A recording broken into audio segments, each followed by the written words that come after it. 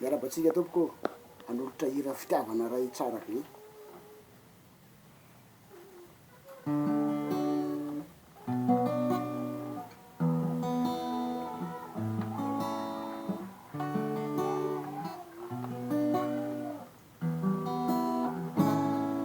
Avela hoana zava afantatro fady toa moramoraina fotsiny amizao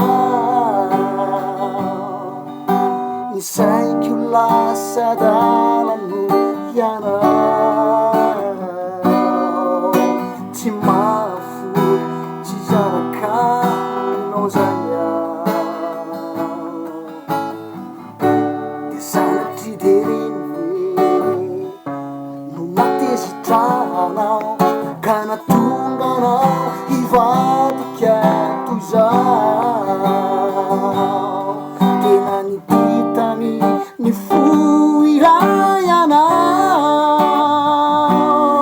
tena nititany ny foiray anao azy laozanao eo anilanao ny fanazatay sarotrany hanadino anao malalaza mandezany anao olombelona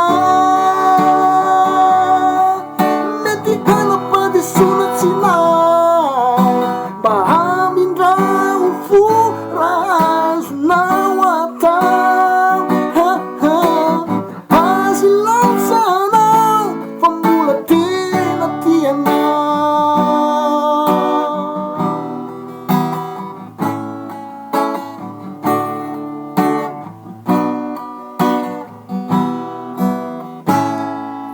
Avela hoana zava mamore minitra aloha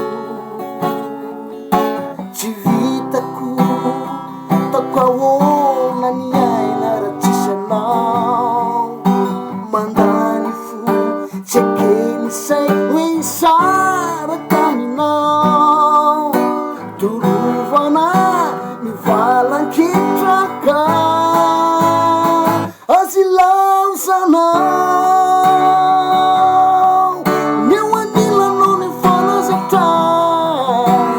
sarotrany hanadino anao malalaza mandezany anao olombelonao mety hanampandesonatsinay mba hamindrao fo raha azonao atao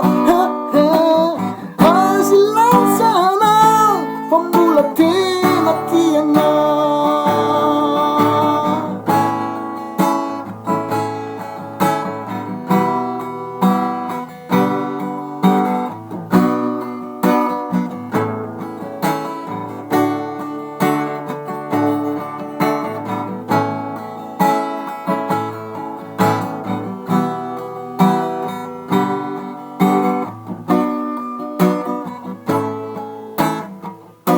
Lazainao fifatapaka ny hevitrao